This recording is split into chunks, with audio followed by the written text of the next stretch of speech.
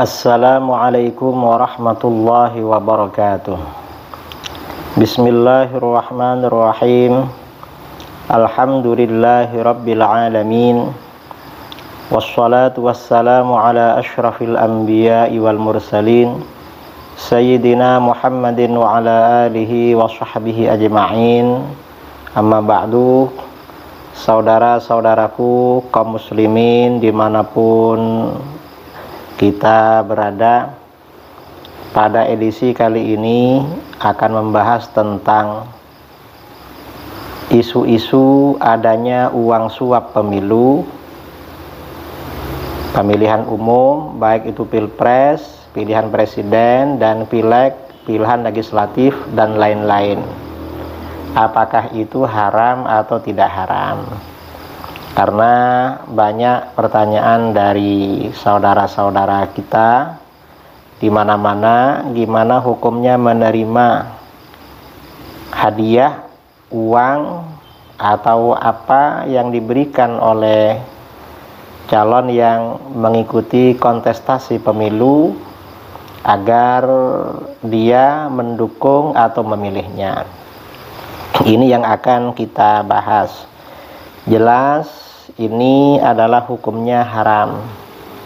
Dasarnya hadis sahih an Abi Hurairah radhiyallahu anhu qala Rasulullah sallallahu alaihi wasallam, "Salasatun la yukallimuhumullahu yaumal qiyamah wa la yuzakkihim wa lahum 'adzabun alim.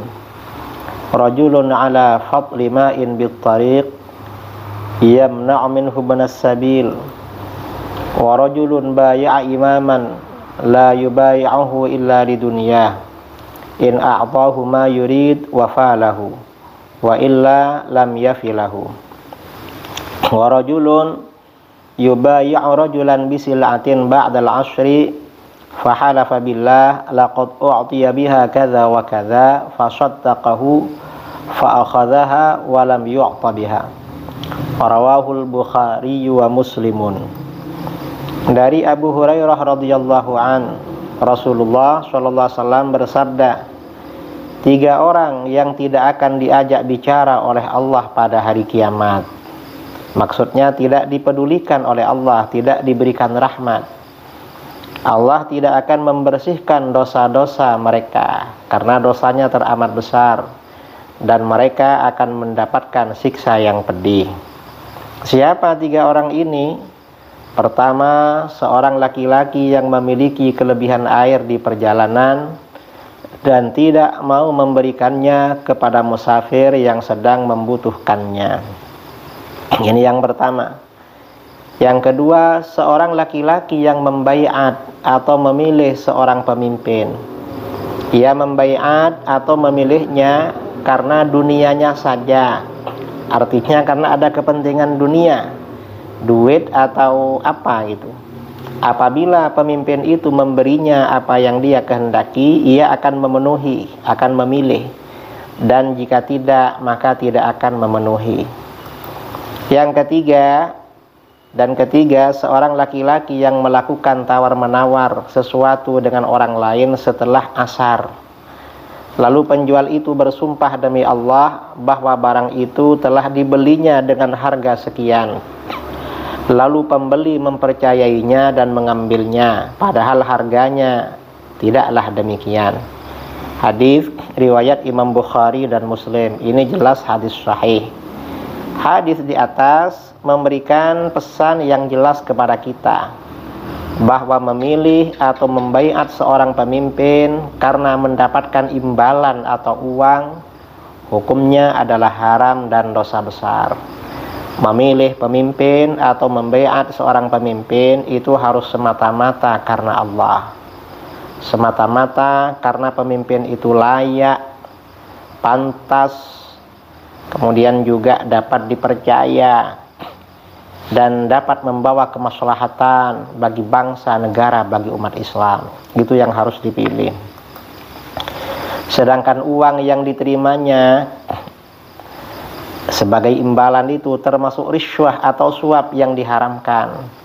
Berdasarkan hadis tersebut dan hadis berikut ini, An Dzis Zawaid radhiyallahu an sahibi Rasulillah sallallahu alaihi wasallam qala qala Rasulullah sallallahu alaihi wasallam khudhul 'ata'a ma dama 'ata'an fa idza tajahafat quraisyun bainahal mulka wa shara al-'ata'u rushan 'an dinikum fada'uhum.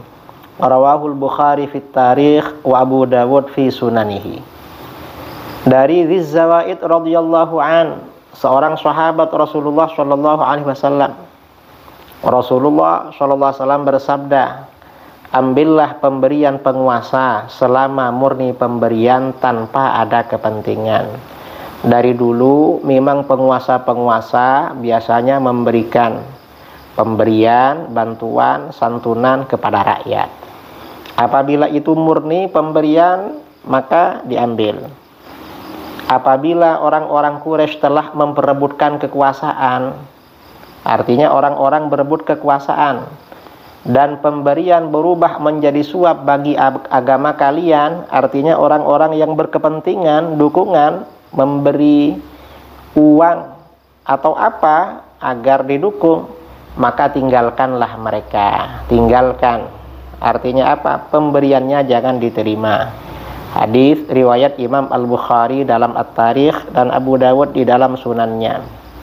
Hadis di atas memberikan pesan bahwa pemberian penguasa yang murni pemberian tanpa ada kepentingan itu boleh diambil dan hukumnya halal kalau tanpa ada kepentingan. Sedangkan pemberian penguasa karena kepentingan, yaitu untuk meraih dukungan dalam kekuasaan, hukumnya adalah haram dan tidak boleh diambil. Jadi begitu. Nah, mengapa demikian? Seorang muslim memilih pemimpin itu dasarnya adalah keimanan dan keislaman. Artinya apa? Pemimpin itu memang benar-benar layak, paling pantas untuk membawa kesejahteraan bagi umat Islam, bagi bangsa dan negara. Karenanya di dalam hadis ya, An Ibnu Abbas radhiyallahu anhu maqal, qala Rasulullah sallallahu alaihi wasallam, man ista'amala rajulan min 'isabatin wa fi tilkal 'isabah man huwa arda lillahi minhu faqad khana Allah wa khana rasulahu wa khana al-mu'minin. Rawahul Hakim fil Mustadrak wa qala sahihul isnad wa lam yukharrijah. Dari Ibnu Abbas radhiyallahu anhuma, Rasulullah sallallahu alaihi wasallam bersabda, barang siapa yang mengangkat seseorang dari suatu golongan, padahal di antara golongan itu ada orang yang lebih diridhai oleh Allah daripadanya, maka berarti ia telah berkhianat kepada Allah, berkhianat kepada Rasulnya, dan berkhianat kepada kaum beriman. Hadis riwayat Imam Al-Hakim dan Al-Mustadrak ala Sahihain, dan beliau berkata sanadnya sahih dan Al-Bukhari Muslim tidak meriwayatkannya. Artinya apa? Di dalam memilih seorang pemimpin, seorang muslim harus memilih yang terbaik, harus memilih orang yang jujur, orang yang punya kemampuan, memilih orang yang kira-kira mendukung bangsa Indonesia, membawa umat Islam menuju kondisi lebih baik. Itu yang harus dipilih. Kalau tidak demikian, maka hukumnya haram.